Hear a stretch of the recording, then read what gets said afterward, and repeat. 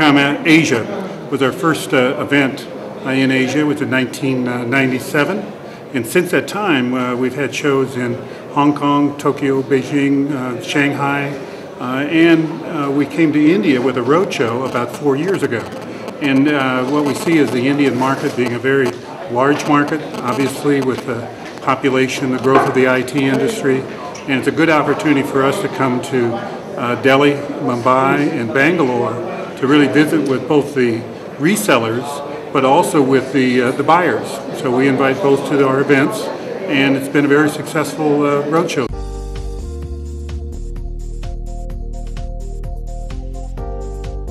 It's very much like others, but then different. You know, all markets have their own cultures, all markets have their own, laws and working. One thing that we see in a market that's developing is that the international players are our first customers. It's the same as when we went to China. What you saw were the companies that were coming from New York or London or wherever. They were used to working with us, as I said, in those same cities, and they wanted the same services when they came to Shanghai. We see the same thing in India.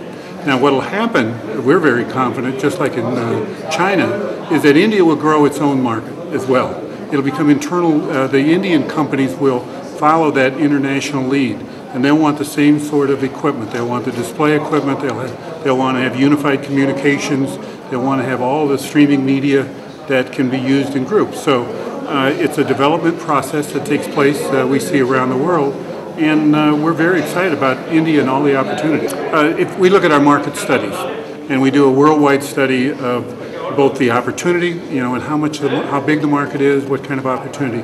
And India is definitely one of the biggest growth markets for us. It's a small market now.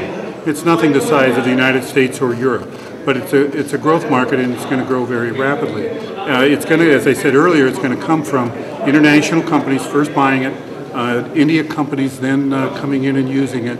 But what people want is the power of a visual presentation. We're much less word-oriented than we used to be. We really want to have that ability to show powerful graphics, powerful images, and that's very much what we're about. And we're about it in terms of the technology, but also the room and the acoustics and all of the things that make up a good presentation and a good ability to interact with each other and around the world.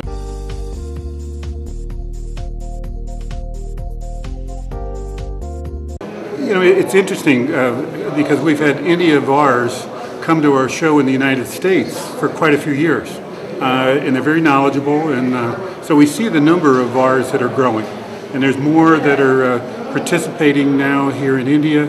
We see their demand, and they're getting more demand, so they're growing. There'll be new companies coming in.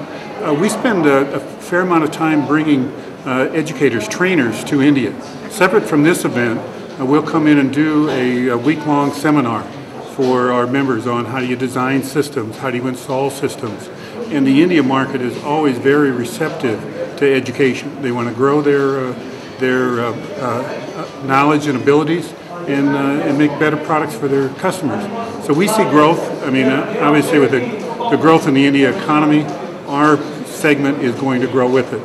And we think we got a good group of people here, VARs, in terms of being able to make it happen.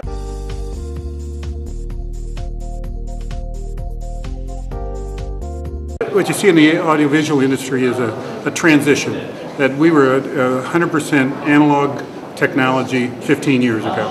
And digital technologies came in, and you see it in how displays are made, how distribution of signal is done, all sorts of ways that it's really coming to change our industry.